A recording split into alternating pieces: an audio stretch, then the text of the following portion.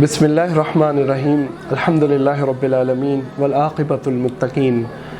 अल्लाहुम्मा सल्लि अला सय्यिदिना व मौलाना मुहम्मद अल्लाहुम्मा सल्लि अला मुहम्मद व अला आलि मुहम्मद कमा सल्लैता अला इब्राहीम व अला आलि इब्राहीम इन्नका हमीदुम मजीद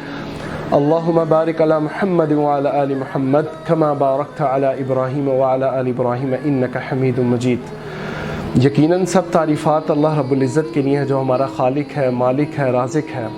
अल्लाह के अलावा इस दुनिया में कौन ऐसा है जो हमसे बहुत मोहब्बत करता है। यकीनन अल्लाह रब्बुल इज़्ज़त हमारे खालिक हैं, वो हमारे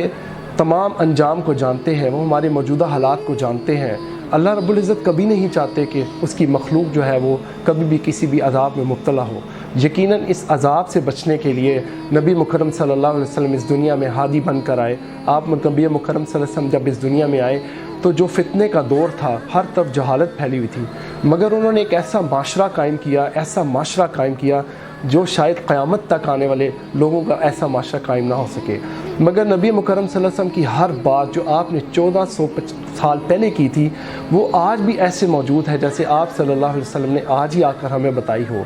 आज हम परेशान हैं, कोई गम में मुब्तला है, कोई परेशान है, कोई माशी तौर पे परेशान है, कोई माशरती तौर पे परेशान है, कोई सियासी तौर पे परेशान है, तो क्या इसका कोई हल भी है कि नहीं है? यकीनन इस परेशानी का हल है। वो क्या है कि हम उस रास्ते पे आ जाएं जो कामयाबी का रास्ता है, जो कामरानी का रास्ता है, जो निजात का रास्ता है, जो उखरवी कामयाबी का रास्ता है, जो दुनिया में इज़्ज़त का रास्ता है। वो क्या है? वो यकीनन आप सल्लल्लाहु अलैहि वसल्लम का फरमान है, अल्लाह का पैगाम है, वो कुरान है। इस रमज़ानुल मुबारक जो इस प्रोग्राम का मकसद है, रमज़ानुल मुबारक में इस दफ़ा क्यों ना हम कोई ऐसा प्रोग्राम अपने आप के ऊपर एक तहरीकी प्रोग्राम मुनज़्ज़म करें, एक अज़म करें जिसकी वजह से हम किसी तब्दीली की तरफ जाएँ। हम माशरे में बेशुमार तब्दीलियों का नाम सुनते हैं कि ये तब्दीली ऐसे होगी, ऐसे होगी, लेकिन ये तब्दीली मेरे अंदर से होगी। मेरे सामने मुझे जो मर्ज़ी समझाता रहे, लेकिन जो मेरे अंदर की तब्दीली है वो जब तक मुझे माइल नहीं करेगी मैं कभी भी किसी तरफ नहीं आ सकूँगा। यकीनन हमारा मकसद इस्तक़बाल रमज़ान है, हमारा मकसद इबादत रमज़ान है, हमारा मकसद इस रमज़ान की बाबरकत में जो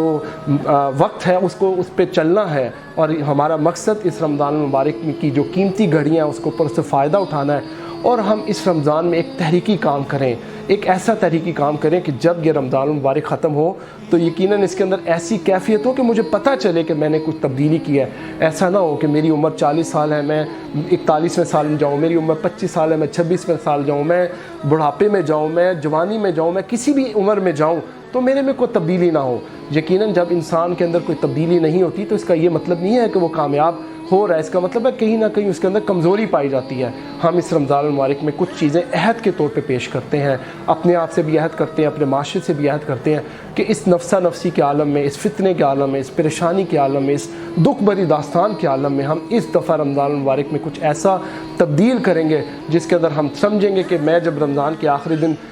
खड़ा हूँगा तो मैं समझूंगा कि मैंने इस रमज़ान मुबारक में सिला रहमी की, मैं समझूंगा कि मैंने इस रमज़ान मुबारक में खिदमत खल की, मैं समझूंगा कि मैं अपनी इबादत से अल्लाह को राज़ी कर चुका हूँ, मैं समझूंगा कि मैंने जो इबादत की है वो अपने आप को तब्दीली की, मैं समझूंगा कि मैंने अपने मस्जिद से दिल लगाया है, मैं समझूंगा कि मैंने कुरान पढ़ा है, मैं समझूंगा कि मैंने खिदमत खल के काम किया है, मैं समझूंगा कि मैंने बहुत सारे ऐसे काम किए जो मेरी ज़िंदगी में पहले नहीं थे। अब स्टेटस कॉन्शियस हमारा माशरा है। आज आप स्टेटस लगाते हैं, फिर स्टेटस लगाते हैं, कोई नई चीज़ लाते हैं, फिर कोई नई चीज़ लाते हैं, तो क्यों ना हम इस रमज़ान मुबारक में अपने आप को नए तौर पे पेश करें, और यकीनन हम कर सकते हैं। क्या ये मुश्किल काम नहीं? आज मैं इरादा करता हूँ कि कल से मैं इस नेकी के काम में अव्वल फस्तबिकुल खैरात में जाना चाहूँगा, पहले सफ़ में जाना चाहूँगा, तो मैं खड़ा हो सकता हूँ। मैं अगर इरादा करूँगा कि मैं ये काम करना चाहता हूँ, मुझे किसी की ज़रूरत नहीं, मेरा दिल मुतमईन होगा, मेरा दिल माइल करेगा, मेरा ज़मीर माइल करेगा, तो मैं ये काम करूँगा और मैं अल्लाह की खुशनुदी के लिए काम करूँगा, अल्लाह के लिए इखलास के तौर पे काम करूँगा,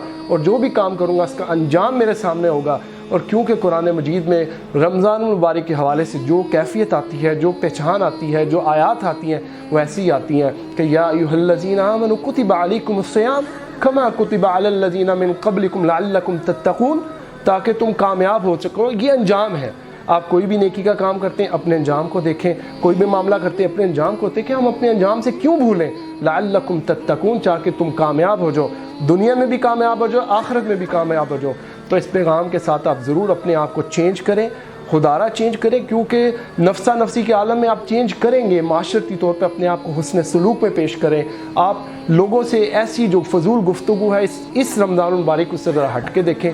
اللہ کے ساتھ دل لگا کے دیکھیں، فضول ٹاک جو کرتے ہیں اس سے اللہ کے ساتھ دل لگا کے دیکھیں، ہم جو ایسے کام کرتے ہیں جس سے ہمارا وقت کا ضیاع ہوتا ہے، ہم کیوں نہ اس رمضان المبارک میں قرآن سے دل لگا کے دیکھیں، تو آپ فیل کریں گے کہ اگر انفرادی طور پہ میں تبدیل ہوتا ہوں، میرے گھر والے تبدیل ہوں گے، اگر میرے گھر والے تبدیل ہوں گے میں اپنے علاقے میں تبدیلی لاؤں گا، اور اگر میں اپنے علاقے میں تبدیل لاؤں گا تو جس اسلامی معاشرے کی نبی مکرم صلی اللہ علیہ وسلم بات کرتے ہیں یہ ایک انفرادی حیثیت سے اوپر جاتا ہے۔ ایسا نہیں ہے کہ ایک شخص اگر ایک پورے معاشرے کو تو تبدیل کرنا چاہتا ہے لیکن وہ اپنی ذات کے لیے کوئی تبدیلی نہیں چاہتا، تو ہمیں چاہیے کہ ہم پہلے اپنی ذات میں تبدیلی کریں رمضان المبارک کے پیغامات میں، پھر ہم چاہیں کہ ہم اپنے علاقائی طور پہ تبدیلی کریں، ہمارا معاشرہ پھر ہی اسلامی معاشرہ بن سکتا ہے۔ ادروائز یہ ہمارا معاشرہ ایسا نہیں کہ جب تک میں اپنے اندر کی آواز کو ٹھیک نہیں کروں گا، اپنے اندر کے کینے کو ٹھیک نہیں کروں گا، میں اپنے اندر کی حسد کو ٹھیک نہیں کروں گا، میں اپنے اندر کی جو روحانی بیماریاں اس کو تبدیل نہیں کروں گا، لہٰذا آپ ان چیزوں کو ختم کریں